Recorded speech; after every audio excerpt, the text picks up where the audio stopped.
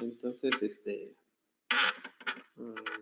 vamos a poner la presentación, permítanme.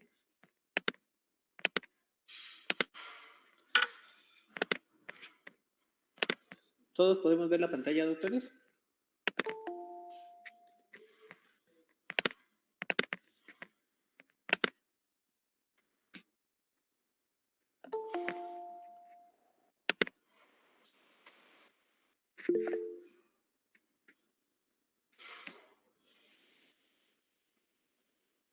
Sí se ve. Ok. El tema que vamos a ver ahorita es un tema miocardiopatías. Un poquito complicado, pero vamos a dividirlo para tratar de resumirlo en aras de que les sea sobre todo sencillo identificar las características principales de las mismas.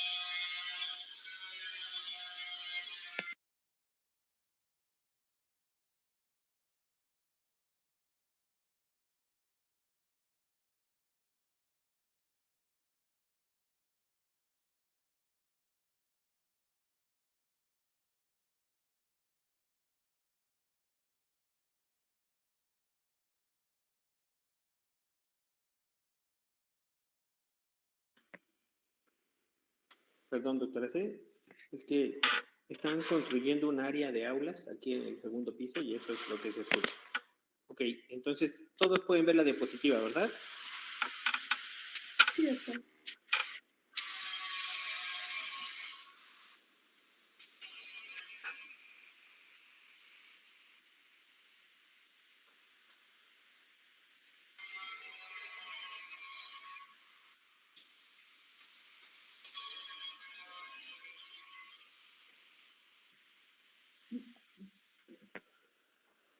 Permítame un momento, doctora.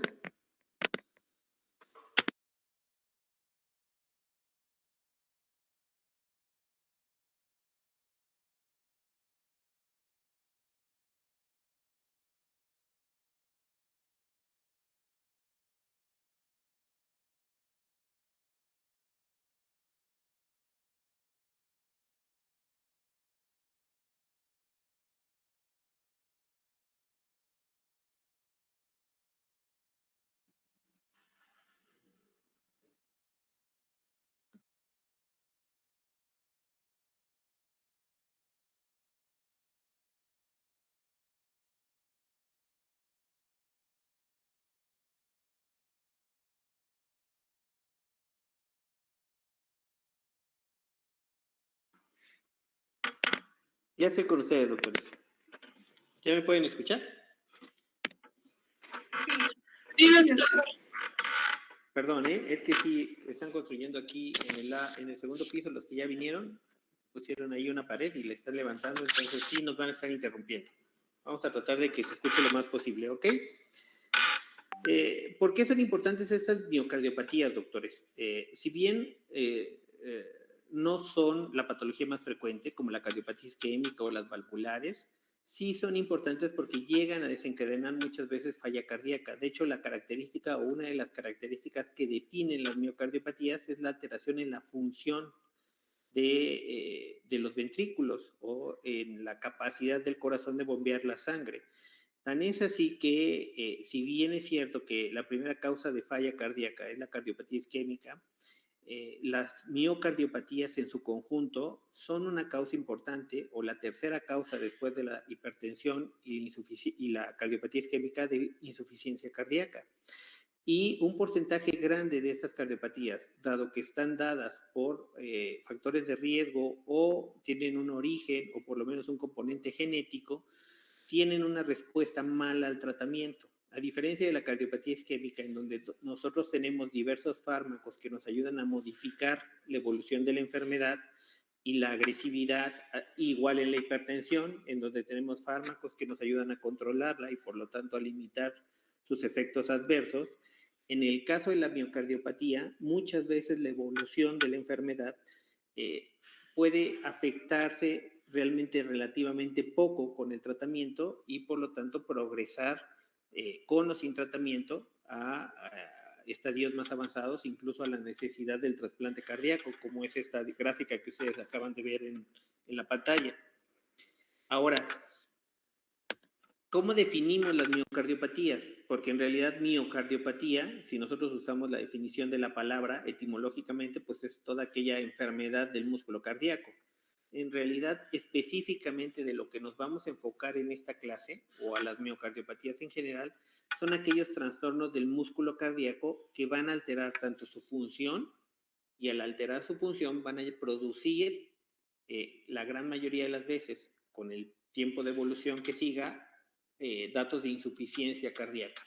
Ahora, hay varias clasificaciones de miocardiopatías, pero en términos generales nosotros nos vamos a limitar a esta que me parece relativamente sencilla, de la Organización Mundial de la Salud. La Organización Mundial de la Salud en esta clasificación define las miocardiopatías como dos tipos en general, como aquellas que son primarias y aquellas que son específicas. ¿Cuáles son las miocardiopatías primarias? Son aquellos trastornos del músculo cardíaco que conducen a la insuficiencia cardíaca, pero que se caracterizan por limitarse o por ser específicas de atacar únicamente al músculo cardíaco. ¿Cómo vamos a entender mejor este concepto?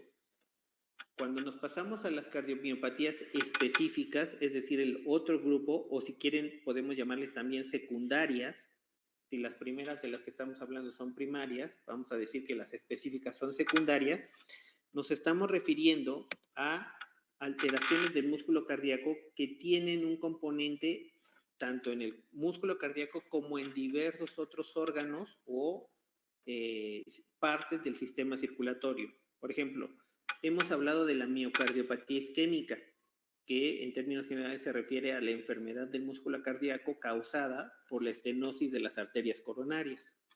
O hemos hablado de las miocardiopatías valvulares, que se refiere a los cambios en la función del músculo cardíaco secundario a alguna lesión estructural de las válvulas cardíacas, como por ejemplo la estenosis aórtica o la estenosis mitral.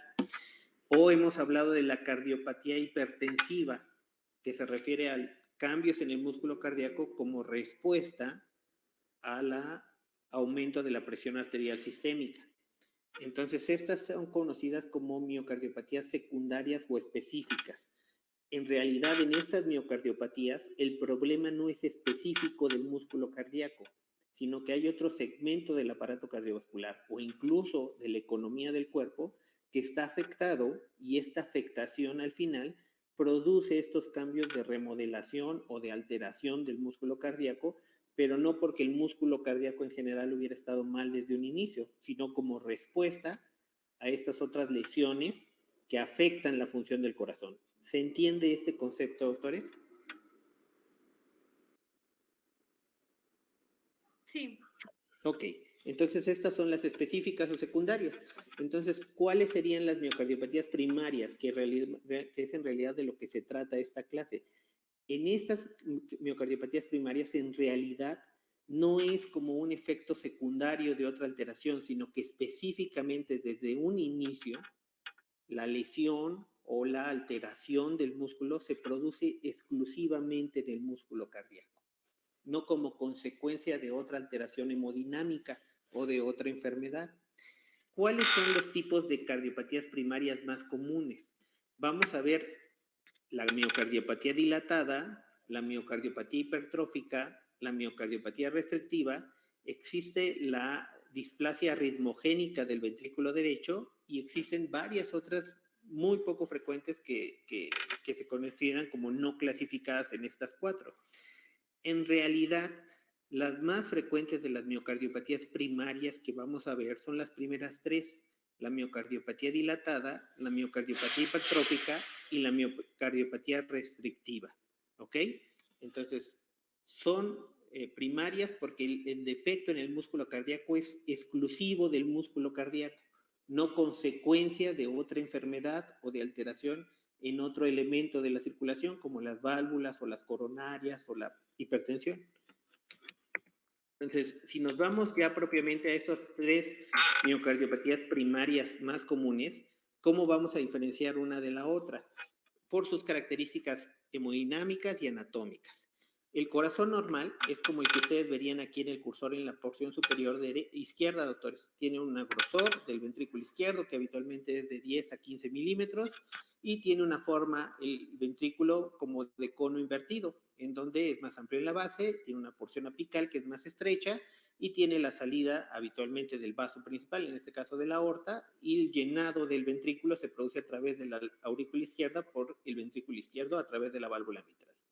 ¿Cómo se diferencia esto, anatomía normal, de las otras miocardiopatías? Bueno, la miocardiopatía dilatada, como su nombre lo dice, hay un cambio en la conformación del ventrículo en donde las paredes tienden a mantener su grosor o incluso a adelgazarse, pero la luz del ventrículo cambia y la forma cónica del ventrículo se vuelve esférica, con todas las consecuencias que tiene para la contractilidad un ventrículo esférico contra un ventrículo cónico, tanto en la fracción de expulsión como en la tensión de la pared, como en el consumo de oxígeno. Eso es lo que pasa en la miocardiopatía dilatada. En la miocardiopatía hipertrófica, que es la que estamos viendo ahorita con el cursor, en la porción inferior izquierda, vemos que se mantiene la forma cónica del ventrículo, pero la luz del ventrículo está disminuida. Es decir, el llenado que se puede obtener de ese ventrículo es menor porque la cavidad está comprimida como consecuencia del aumento del grosor. La pared, en vez de tener un grosor de 10 a 14 milímetros, puede llegar a ser mucho más grande, desde 20, 18 hasta 30 milímetros de espesor. Eso caracteriza la miocardiopatía hipertrófica. Y finalmente la miocardiopatía restrictiva, tampoco en esta cambia la forma geométrica del ventrículo, sigue siendo en general un cono truncado, pero lo que caracteriza la miocardiopatía restrictiva típicamente es la infiltración de la pared, ya sea el músculo cardíaco o del endocardio, y la limitación en su relajación, es decir, la incapacidad para tolerar mayores aumentos de volumen sanguíneo o de precarga. Digamos que es como una especie de rigidez de la pared del ventrículo. Y esa rigidez lo que va a producir es el aumento de la presión a nivel del ventrículo y por lo tanto el aumento de la presión hacia atrás, característicamente la vemos como con un crecimiento de las aurículas por el aumento de la presión.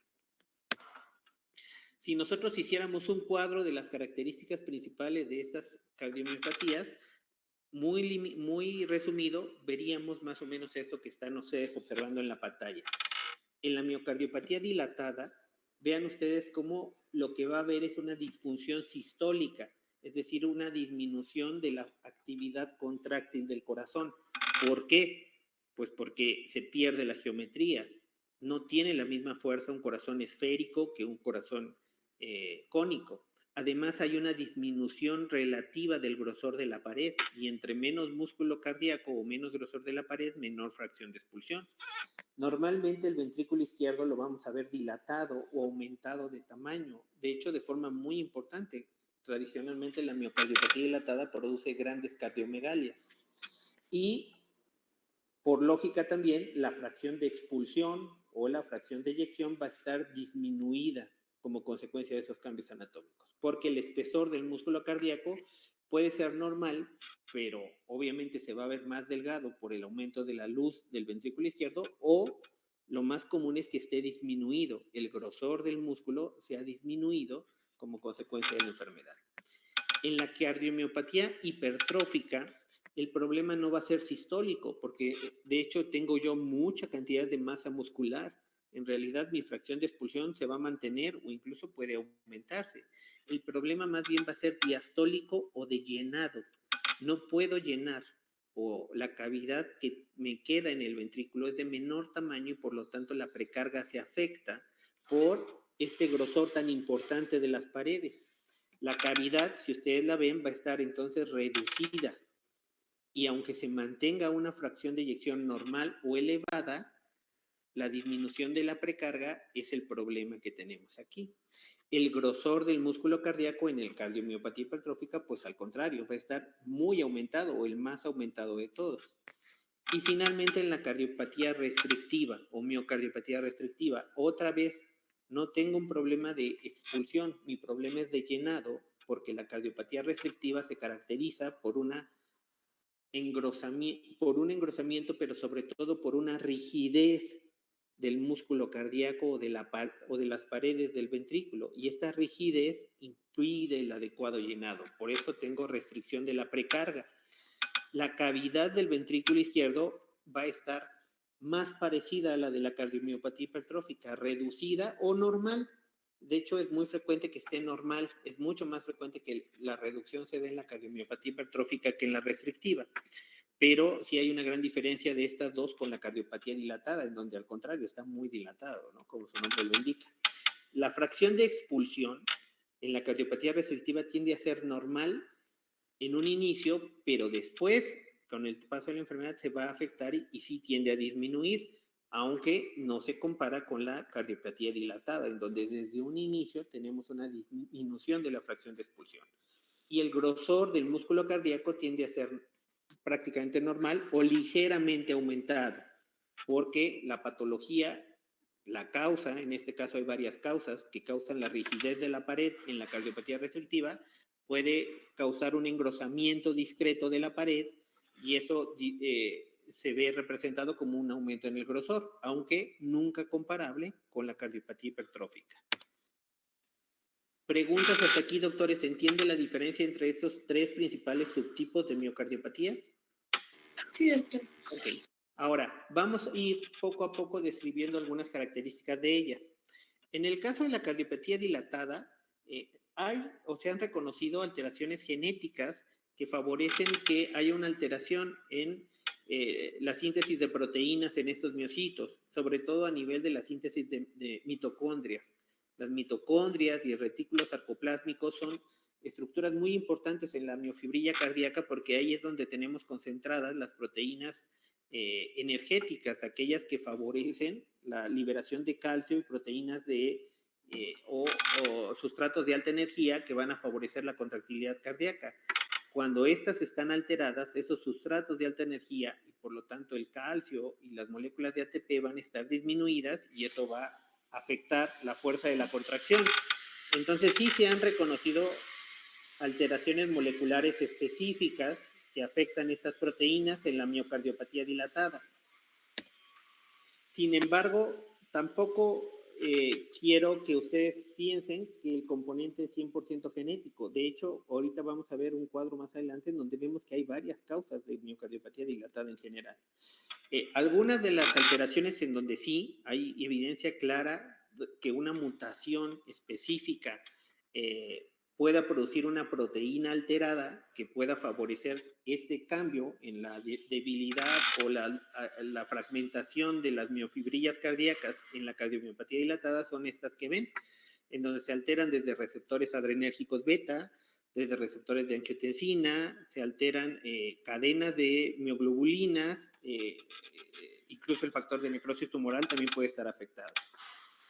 ¿Qué otros factores de riesgos, además de estas alteraciones genéticas, se han visto que tienen una prevalencia mayor en pacientes que desarrollan cardiopatía dilatada? Es muy frecuente la cardiopatía dilatada en extractos socioeconómicos bajos, en aquellos pacientes que tienen algún grado de desnutrición en cualquiera de los subtipos. No se sabe por qué. Esto puede alterar, obviamente, la función metabólica del corazón y causar con mayor incidencia la cardiomiopatía dilatada. Es muy común en ámbitos hospitalarios ver la cardiopatía dilatada de origen tóxico, es decir, por el uso de algunos medicamentos, sobre todo medicamentos oncológicos, pueden llegar a producir disfunción miocárdica y cardiomiopatía dilatada.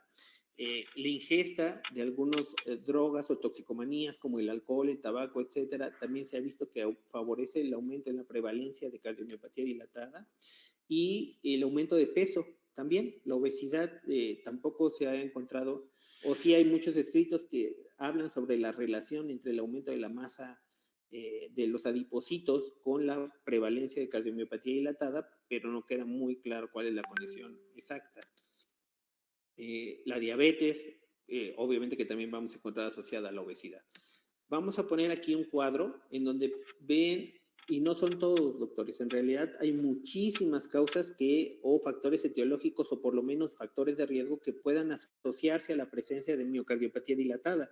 Entonces, no es una enfermedad exclusivamente de origen genético, tiene un componente genético muchas veces por alteraciones moleculares específicas de ciertas proteínas o la alteración de los organelos que puedan suplir de fosfatos de alta energía a las células cardíacas, pero vean cómo también hay enfermedades del tejido conectivo, hay enfermedades inflamatorias, hay enfermedades neuromusculares, hay infecciones que se asocian a la prevalencia de la miocardiopatía dilatada.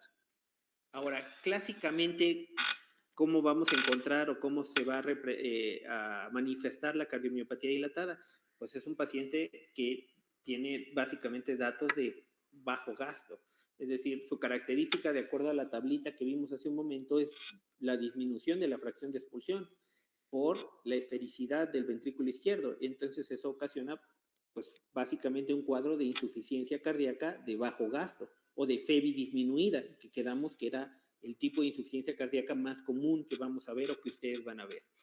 Y estos datos o estos síndrome de insuficiencia cardíaca de FEBI baja se va a estar relacionado con los cambios anatómicos que ya platicamos, con la gran dilatación del ventrículo izquierdo, con la cardiomegalia importante que podemos encontrar. Normalmente esta dilatación del ventrículo izquierdo produce una gran éstasis del flujo sanguíneo, es decir, el flujo en vez de ser lineal y homogéneo, tiende a entrar al ventrículo izquierdo con un diámetro tan grande y ahí tener un flujo turbulento que favorece incluso la formación de trombos a nivel de la cavidad interventricular. Esto es muy común o relativamente común en estos pacientes. Entonces, les decía que lo que vamos a ver en las piezas de patología de estos pacientes, si estos pacientes fallecen y llegan a una autopsia, pues habitualmente son corazones muy grandes, algunas veces les llamamos corazones bovis o cor bovis, que nos referimos que es un corazón del tamaño de una vaca, es decir, que tendría el tamaño necesario para suplir de sangre un organismo vivo de 400 kilos, cuando en realidad estamos hablando de pacientes que tienen un peso mucho menor, pero es una gran distensión o dilatación de la cavidad miocárdica. En el corte histopatológico vamos a ver muchas de las células miocárdicas o de las miofibrillas que son sustituidas por tejido fibroso. Y este tejido fibroso evidentemente no tiene capacidad contráctil ni elasticidad, y eso favorece que el aumento gradual del diámetro de la luz en estos pacientes sea cada vez mayor. Los síntomas clínicos que va a darnos un paciente con cardiomiopatía dilatada, ya lo dijimos, son aquellos que vamos a encontrar en el paciente con falla cardíaca de FEBI disminuida, y que son básicamente la disnea, el cansancio, la astenia, y clínicamente vamos a encontrar signos de congestión, ya sea a nivel periférico, en las extremidades, en el tejido subcutáneo, o a nivel de las cavidades como derrame pleural o derrame pericárdico. Los pacientes pueden hacer también fenómenos embólicos, como ya les decía, muchas veces se forman trombos por el flujo o la éstasis del flujo a nivel de las cavidades del ventrículo izquierdo, el flujo turbulento que se forma ahí, y esto favorece la presencia de trombos, y los trombos migran y por lo tanto generan eventos embólicos tanto a nivel del sistema nervioso central como a nivel de los vasos periféricos. El paciente puede tener síntomas de angina, acuérdense ustedes que al principio, no sé si lo recuerdan, pero muchas de las determinantes de la tensión de la pared tienen que ver con el diámetro de la luz. Hablamos algo sobre la ley de Laplace. Ustedes recordarán, la ley de Laplace nos dicen que la tensión de la pared aumenta conforme aumenta el diámetro. Entonces, en el caso de la miocardiopatía dilatada, justo su característica anatómica es el aumento importante del diámetro de la cavidad del ventrículo izquierdo, y esto por lo tanto aumenta la tensión en la pared y el consumo de oxígeno. Entonces estos pacientes pueden tener angina no tanto porque tengan obstrucción coronaria, es decir, por déficit en el flujo coronario, sino más bien por un aumento en el consumo de oxígeno. Si el paciente se comporta clásicamente como una insuficiencia cardíaca, pues a la exploración física lo vamos a encontrar como un paciente con falla cardíaca. Va a estar taquicárdico, puede o no tener galope o tercer o cuarto ruido presentes, Clásicamente el paciente va a ser también insuficiencia mitral. ¿Por qué creen que el paciente con cardiomiopatía dilatada, doctores, va a ser insuficiencia mitral?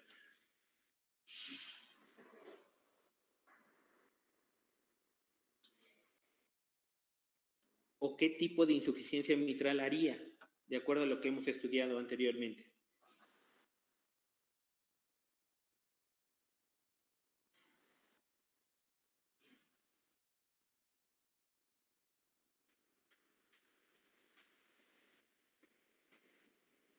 ¿Sí me están escuchando, doctores? Sí, doctor.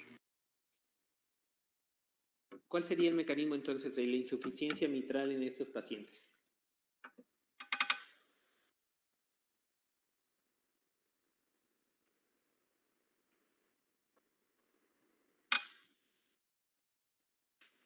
Pues sería igual de que a lo mejor pues va a haber volúmenes en el ventrículo izquierdo que van a ir pues creciendo, ¿no? Bueno, el volumen va a ir aumentando, ¿no? Y eso pues puede llevar a un deterioro y no sé, a lo mejor también se puede llegar a presentar pues regurgitación, ¿no? También. Lo que va a pasar aquí, doctores, es otra vez, ya lo platicamos cuando vimos insuficiencia mitral. La válvula mitral está sostenida o depende de la geometría del ventrículo por los músculos papilares y las cuerdas tendinosas. Estos están a una cierta distancia y conforme esta distancia se va haciendo cada vez más y más y más grande porque la cavidad se dilata, pues las valvas obviamente van a empezar a separarse entre ellas y esto va a ser el mecanismo de la insuficiencia mitral. ¿Alguno de ustedes se acordará, de acuerdo a la clasificación de Carpentier, qué tipo de insuficiencia mitral es esta?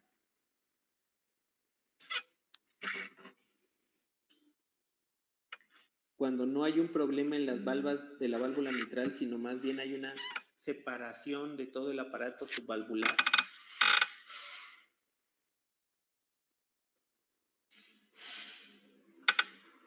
Esta es una insuficiencia que llamábamos tipo 1 o funcional de Carpentier. Y bueno, también estos pacientes van a hacer muy frecuentemente fibrilación auricular. Otra vez, esto no nos sorprende, ¿no? En general, la gran mayoría de los pacientes que llegan a los estadios finales de insuficiencia cardíaca con FEBI baja, pues se caracterizan por hacer algún tipo de arritmia y la más común es la fibrilación auricular. ¿Qué signos vamos a encontrar? Bueno, cuando veamos una placa de tórax, si dijimos que la característica de la cardiomiopatía dilatada es justo la dilatación, pues lo que vamos a ver es cardiomegalia importante. En el electro habitualmente vamos a ver alteraciones que pueden ir desde el bloqueo de rama, desde rama izquierda, desde cierta cardiomegalia, amplitud en los complejos, alteraciones en la repolarización o cambios en el segmento ST, pudieran también encontrarse sin que nos hablen forzosamente de isquemia. Y el estudio, pues quizá que nos va a dar más datos anatómicos sobre el tamaño de la cavidad, la dilatación, la cardiomegalia, pues va a ser el ecocardiograma, que nos va a corroborar tanto que la fracción de expulsión está disminuida, nos va a caracterizar qué tan dilatado está el ventrículo izquierdo, seguramente si tiene insuficiencia mitral o insuficiencia tricuspidia lo vamos a poder ver en el eco, y si está formando trombos dentro de esta cavidad por el flujo turbulento también lo vamos a poder observar. Y si hiciéramos un cateterismo en estos pacientes, típicamente cuando se hace una ventriculografía, que también los que ya pasaron ya vieron que es pintar la cavidad del ventrículo izquierdo, pues vamos a ver una cavidad gigantesca, dilatada, con una fracción de expulsión muy baja. Y si tomáramos también medición de las presiones a nivel del interior del ventrículo izquierdo, tendríamos un aumento en la presión, sobre todo al final de la diástole. El diagnóstico definitivo de esta enfermedad, doctores, se hace en realidad con la biopsia. Es decir, si nosotros queremos saber de forma más exacta este paciente en particular que tiene datos de falla y una gran dilatación del ventrículo izquierdo, cuál fue el factor asociado o etiológico a este cuadro de miocardiopatía dilatada, pues lo más exacto sería tomar una muestra en un cateterismo del músculo cardíaco y del endocardio para ver si encontramos características histológicas que nos ayuden a definirlo. Entonces, típicamente las placas van a encontrar áreas cardíacas con grandes cardiomegalias grado 3, grado 4, expensas sobre todo del ventrículo izquierdo. Vamos a ver a veces corazones en donde el mediastino en la parte inferior está muy aumentado o engrosado y el mediastino en la parte superior está muy adelgazado. Incluso se ve un poco deforme en ese sentido. Vean otra vez, en este caso en la miocardiopatía dilatada es mucho más frecuente como la placa que tienen en el centro, el aumento importante del área cardíaca y la cardiomegalia característica de estos pacientes. En este electro lo que ustedes pueden ver es la presencia de bloqueo de rama izquierda. Vean la presencia de bloqueo de rama izquierda. Vean alteraciones en el segmento ST, ondas T combinadas, pero esto habitualmente es consecuencia de la sobrecarga de volumen de esos ventrículos izquierdos tan dilatados, más que datos clínicos de algún tipo de infarto. Si nosotros hiciéramos el ecocardiograma, lo que veríamos es esto, una gran cavidad esférica en vez de cónica como ventrículo izquierdo. Es el diagnóstico anatómico morfológico definitivo de la miocardiopatía dilatada. Vean ustedes cómo tienen, en este caso, un ecocardiograma en un eje corto. Vean el grosor de la pared que tienen aquí, el diámetro que tienen aquí, y vean la diferencia con una miocardiopatía dilatada. El diámetro aumenta casi el doble, y vean el grosor de la pared del lado normal, que está en el lado izquierdo. Vean qué grosor tiene la pared, y vean cómo en el caso del lado derecho, en la miocardiopatía dilatada, ese grosor tiene una gran disminución del mismo. Les decía que a veces, como lo señalan las flechas que ven ustedes aquí, dado que el flujo se vuelve muy con gran cantidad de éstasis sanguínea, es decir, lentitud del flujo y flujo turbulento, se van a empezar a formar la presencia de trombos a nivel de la cavidad ventricular. Es mucho más común en el ápice cardíaco y estos trombos son los que después pueden llegar a embolizar. En la biopsia, como les decía, vamos a ver sustituidas las miofibrillas normales por grandes cantidades de células fibrosas o incluso células mucosas que no tienen la misma capacidad contráctil y van a favorecer que el músculo o la pared ventricular se adelgace y el ventrículo se cambie su forma esférica. Y el tratamiento de la miocardiopatía dilatada, pues básicamente es el tratamiento de la falla cardíaca. Es decir, las mismas medidas o recomendaciones que vimos cuando vimos falla cardíaca se van a aplicar a estos pacientes porque es a donde van a evolucionar la gran mayoría de ellos.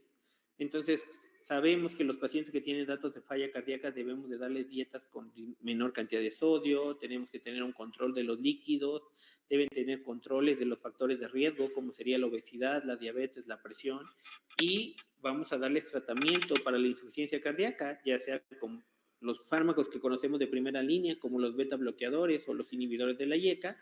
Si el paciente ya tiene datos de sobrecarga de líquido, pues se le va a agregar algún tipo de diurético, dependiendo qué tan grande sea la sobrecarga. Y habrá algunos pacientes, si es que el paciente tiene además la presencia de fibrilación auricular o desarrolla taquicardias, a lo mejor se beneficien del uso de digital o digoxina para aumentar el inotropismo y disminuir la frecuencia de estas arritmias.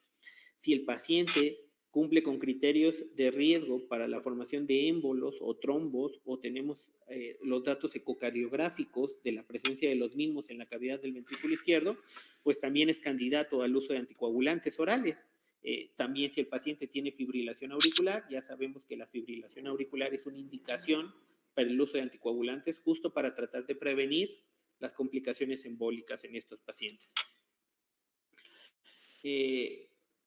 Con respecto al tratamiento, además del medicamento médico, la verdad es que justo lo que decíamos hace un momento, esta es una de las causas de insuficiencia cardíaca en donde lo más que podemos hacer, a diferencia de la cardiopatía isquémica, en donde sí podemos afectar sobre la fisiopatología al revascularizar los vasos, o en el caso de la miocardiopatía hipertensiva, en donde el control de la hipertensión tiende a repercutir con una mejoría en la miocardiopatía hipertrófica, por la hipertensión. En el caso de la miocardiopatía dilatada, la verdad es que, dado que sus factores etiológicos muchas veces son idiopáticos o ajenos a esta respuesta, la verdad es que el tratamiento tiende a tener poca eficacia en que de alguna manera cambie la evolución clínica de la enfermedad.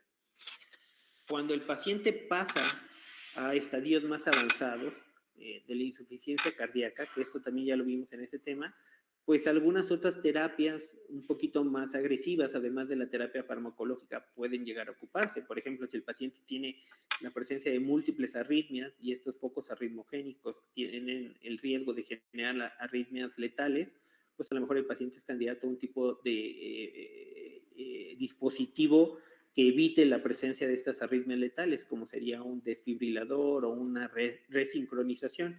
Son dispositivos parecidos a un marcapasos, pero que a diferencia del marcapasos tienen la capacidad de dar una cierta descarga cuando detecta un ritmo que pudiera ser letal.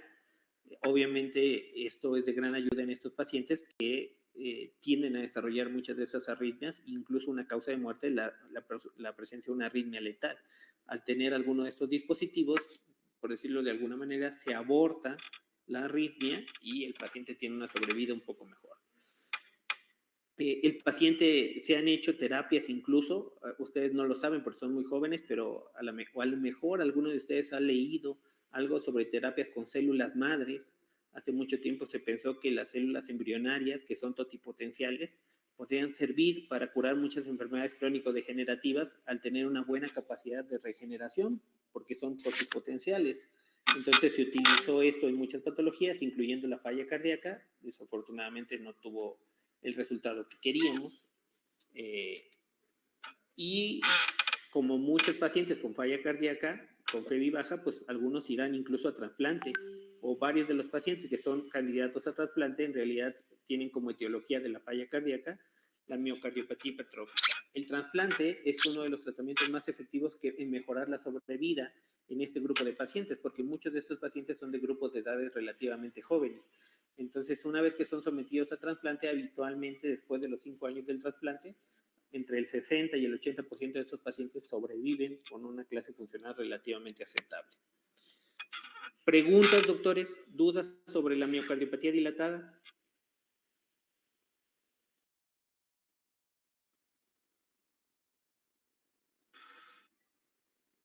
No, doctor. Ok, vamos a pasar a la siguiente, que sería en ese caso la miocardiopatía hipertrófica. Este cuadro es similar que ya vimos, ya dijimos, en la miocardiopatía dilatada el problema que tenemos es una disminución de la fracción de expulsión, por lo tanto la disfunción o la falla es sistólica, el ventrículo izquierdo está crecido de tamaño y el grosor de la pared tiende a ser normal o menor en la cardiopatía dilatada, con una FEBI menor. En el caso de la miocardiopatía hipertrófica, prácticamente es como lo contrario. La disfunción aquí no va a ser sistólica, es decir, no vamos a tener problemas con la fracción de expulsión. Lo que vamos a tener problemas es con el llenado, porque el grosor de la pared es muy exuberante. Entonces, la disfunción más bien es diastólica. El ventrículo izquierdo o la cavidad del ventrículo izquierdo no está aumentada, sino más bien tiende a lo contrario, está disminuida. La fracción de expulsión se mantiene normal o incluso mayor a lo normal y el espesor de la pared pues es la definición de esta cardiopatía, es hipertrófica porque justo el grosor de la pared es mayor a lo normal. Ahora, ¿cómo definimos a la cardiopatía hipertrófica? Pues justamente es toda afectación miocárdica que se caracteriza por la presencia de hipertrofia, y esta hipertrofia puede ser global o puede ser específica de un segmento, lo cual es más común en el miocardio del septo interventricular. Por lo tanto, la localización anatómica predominante es la septal y puede o no producir obstrucción a la salida de sangre del tracto de salida. Ahorita vamos a ver por qué. Esta miocardiopatía, en específico de las tres, de la dilatada, la hipertrófica y la restrictiva, es la que más se asocia a un origen genético. De hecho, se considera que la gran mayoría de los pacientes con cardiomiopatía hipertrófica tienen una herencia autosómica dominante. Aquí sí, a diferencia de la dilatada o la restrictiva, en donde vamos a encontrar varias etiologías multifactoriales, en la miocardiopatía dilatada, la gran mayoría de los cuadros tienen un origen genético con un trastorno autosómico dominante. Obviamente esto tiene gran importancia en el pronóstico de estos pacientes y en su descendencia, porque si ustedes conocen pacientes o ven pacientes que tienen cardiomiopatía hipertrófica y estos pacientes tienen hijos, pues al ser una patología autosómica dominante, pues sus hijos tienen un 50% de posibilidades de desarrollar algún grado de la enfermedad. Entonces, por lo tanto, les decía, es mucho más frecuente que el carácter sea familiar por ese tipo de herencia, dado que es autosómica dominante, y tiene diversos grados de presentación, es decir, la hipertrofia no es igual en todos los pacientes, no es ni anatómicamente, ni el grado de penetración de la enfermedad es igual, es decir, algunos personas de la misma familia que tienen la patología pueden tener diversos grados de hipertrofia y diversos pronósticos. Aquí hay una lista de algunos de los cromosomas que sí se han visto que son causantes alguna alteración en los mismos de la presentación de la enfermedad. Entonces es importante que los tomen en consideración, no se los tienen que memorizar todos, pero sí es importante que por lo menos chequen cuáles de esos pueden llegar a ser ya conocidos en la literatura que se presentan en este tipo de enfermedad. Entonces, muchos, aquí si ustedes ven, estamos viendo un cuadro que ya vimos cuando vimos fisiología cardíaca, vimos cómo están las cadenas de actina, vemos cómo están las cadenas de miocina, y aquí nos está marcando algunas de las proteínas que se producen justamente como consecuencia o que son sustratos de esas proteínas, de esos genes. Es decir, muchas veces los genes que están alterados afectan a diversas proteínas de la cadena contráctil, como por ejemplo la troponina T en un 15%, a las proteínas C de unión a la miocina en un 15%, y a las cadenas pesadas de miocina en un 35%. De hecho, la proteína de cadena pesada de miocina es la proteína que más frecuentemente está afectada en la miocardiopatía hipertrófica. Los genes determinan la conformación o la morfología de estas cadenas pesadas de miocina son muy frecuentemente los que se afectan y tienen esta herencia autosómica dominante, y es la alteración en específico de esta proteína la más común que vamos a encontrar en los pacientes con cardiomiopatía hipertrófica. Ahora, ¿qué características patológicas propiamente tiene la enfermedad? Bueno, hay varias, como les decía, no es una sola grado de hipertrofia de una sola característica. Lo más frecuente, o el sitio del músculo cardíaco más frecuentemente afectado, es el músculo septal. De hecho, la hipertrofia septal está en un 90% de todos los casos de cardiomiopatía hipertrófica, y algunas veces es asimétrica exagerada, es decir, no es en todo el septo. De hecho, es más común en la porción superior del septo, justo en el área donde, digamos que es el tracto de salida del ventrículo izquierdo, o la porción subaórtica. Esto, ya lo vamos a ver más adelante, tiene gran importancia en si esta cardiomiopatía en particular le produce o no al paciente obstrucción de la salida de sangre. Normalmente, además de la hipertrofia miocárdica, vamos a tener también un endocardio engrosado, la aurícula izquierda, al igual que en la cardiomiopatía restrictiva, que son las dos cardiomiopatías que se caracterizan por tener una falla diastólica, habitualmente está dilatada al tener un aumento en la presión final del ventrículo en la diástole. Esto va a producir una dilatación de las aurículas izquierdas, y vamos a encontrar una gran desorganización en la estructura muscular, es decir, las fibras no van a llevar el orden que normalmente tienen en un corazón que no padece de cardiomiopatía hipertrófica, sino va a ser un crecimiento exagerado y desorganizado de las fibras miocárdicas. Entonces les decía yo que no, la hipertrofia puede ser simétrica. Por simétrica me refiero a que todo el músculo del ventrículo izquierdo esté engrosado igual. Hay un engrosamiento tanto del septo como de la pared libre o del ápice, pero no es lo común. De hecho, si ustedes ven la tabla, vean cómo lo que les decía, la hipertrofia septal es la más común, es decir, del músculo del septo interventricular, hasta en el 90% de los casos. En el 95% de los casos, la hipertrofia es focalizada, es decir, no es en todo el músculo, sino en una porción del músculo. Lo más frecuente es que sea septal asimétrica, es decir, específicamente focalizada a una parte del septo, pero también puede ser asimétrica de la pared libre, o puede ser, por ejemplo, en el ápice, que es una cantidad menor, como ustedes pueden ver aquí. Vean cómo la hipertrofia simétrica, es decir, de todo el músculo cardíaco, es realmente lo menos común, es aproximadamente el 5% de los casos. ¿Cómo vemos una cardiomiopatía hipertrófica, doctores? Esta es una imagen que creo que me parece muy representativa. Lo que ustedes tienen acá es un corte histológico de un corazón normal, el ventrículo izquierdo, vean cómo está completamente circular, el septo interventricular, su grosor, la pared libre, y digamos que cubriéndolo como en semiluna el ventrículo derecho. Vean aquí, doctores, este es el ventrículo izquierdo, vean el grosor de la pared libre, que ya es muy grueso, pero vean el grosor del septo interventricular. es considerablemente más engrosado que la pared libre. Las dos están engrosadas, pero el tabique interventricular prácticamente tiene un grosor del doble o del triple de la pared libre. Y vean qué sucede con las cavidades tanto del ventrículo izquierdo como del ventrículo derecho. Están muy disminuidas de tamaño. Esto es lo que restringe el llenado ventricular, por eso decimos que estos pacientes hacen falla diastólica. Otro ejemplo, otro corte, nuevamente vean, es un corazón con una cardiomiopatía hipertrófica septal.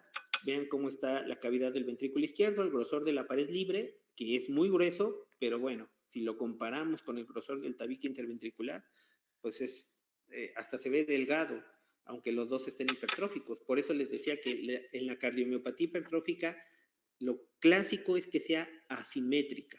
Y lo más característico es que sea en la región del tabique o del septo interventricular. Puede ser simétrica. Vean este caso en particular. Otra vez el ventrículo izquierdo, el ventrículo derecho, y vean el grosor de las paredes del ventrículo. En este caso no estamos viendo solo el septo engrosado de forma exuberante, sino el septo, la pared anterior, la pared inferior, la pared libre, todos relativamente con el mismo engrosamiento y con una gran limitación en la cavidad del ventrículo izquierdo. Este sería el ejemplo más raro, una cardiomiopatía hipertrófica simétrica. Aquí en particular, a diferencia de los otros cortes que fueron cortes, digamos que coronales, aquí estamos haciendo un corte longitudinal, en donde tenemos en esta porción del lado izquierdo el ápice del corazón y en esta porción la aurícula izquierda. Tenemos la válvula mitral, la válvula aórtica. Vean la pared libre y vean el grosor del tabique interventricular, doctores. Vean este grosor de pared libre y vean este grosor del tabique interventricular. Ahora, este es el típico clásico, esta es la típica morfología clásica de la hipertrofia septal asimétrica. ¿Por qué es septal y asimétrica? Septal, pues porque está afectando al septo, y asimétrica porque vean ustedes, ¿dónde ven más grueso el septo? ¿En esta porción que está debajo de la válvula aórtica o en esta porción que está cerca al ápice del corazón?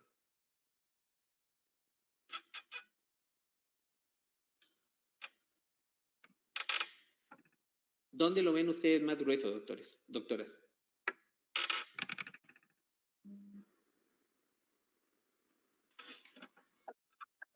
La del septo, pero ¿dónde? ¿Aquí en el ápice o aquí debajo de la válvula aórtica? Ok, esta es la hipertrofia septal asimétrica más común. Y ¿se acuerdan que yo les decía que dependiendo del sitio podía o no producir obstrucción del tracto de salida? Lo cual es muy importante porque eso define el tratamiento. En este caso, esta es una típica cardiomiopatía hipertrófica septal asimétrica con obstrucción del tracto de salida.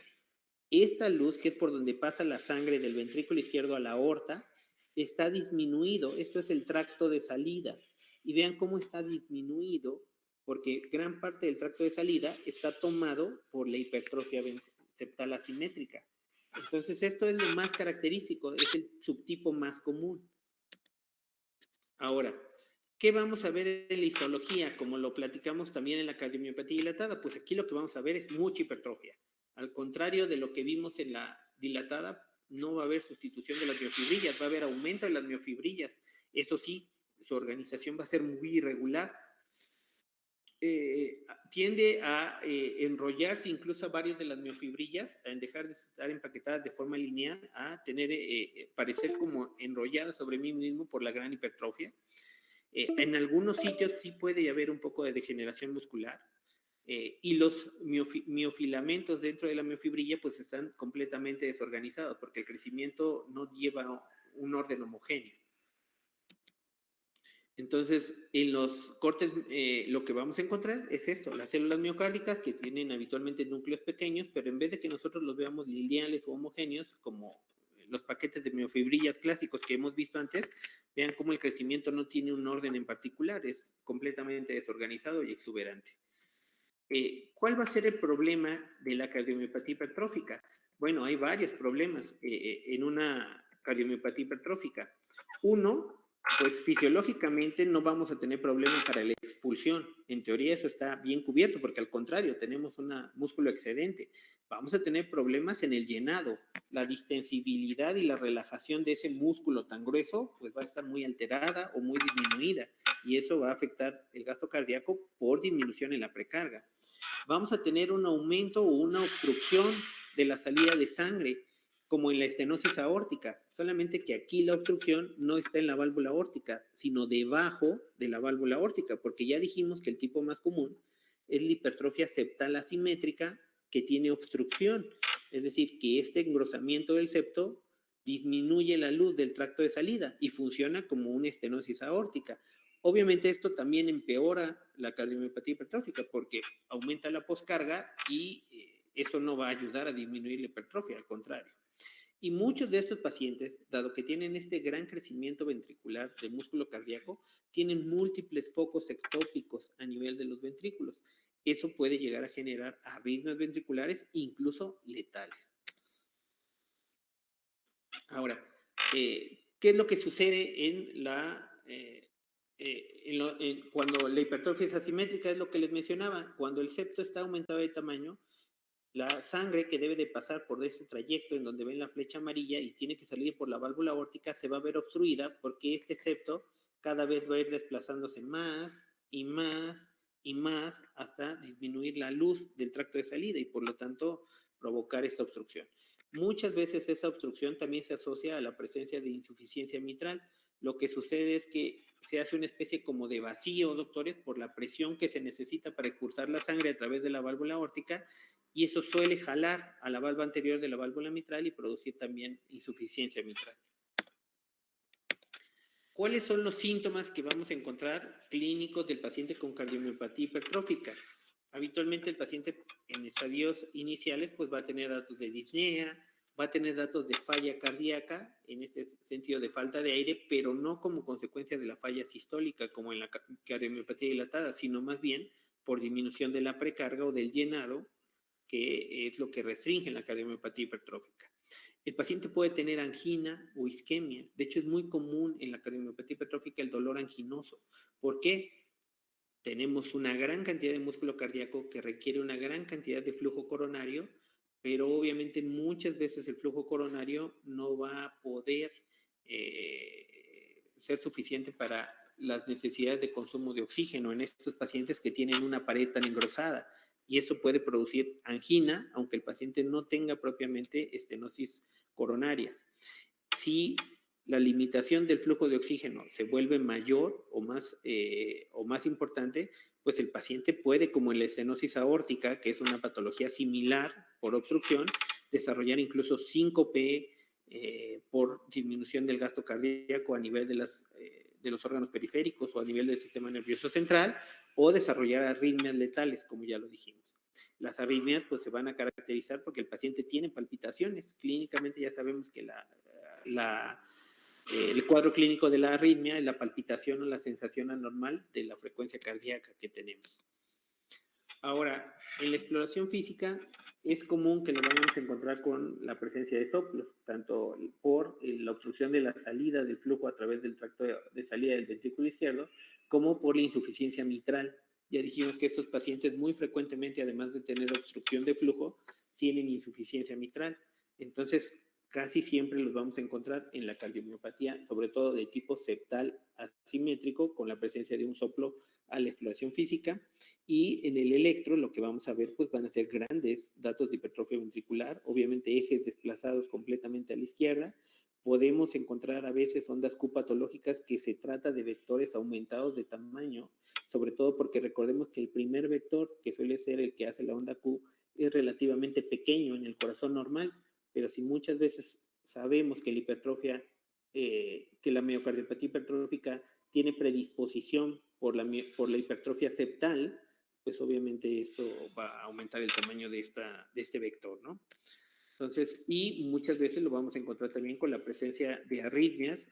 Si nosotros hiciéramos un estudio Holter, que es el que hacemos durante 24 horas para poder identificar la presencia en condiciones normales de arritmias cardíacas, encontraríamos estos pacientes con cuadros más frecuentes que en un paciente que no tiene la enfermedad. Entonces, ya hemos platicado acerca de cómo se ve la hipertrofia. Habitualmente tenemos grandes ondas S en las derivaciones anteriores y con grandes ondas R en las derivaciones laterales, habitualmente con inversión de la onda T con respecto a la polaridad del complejo QRS.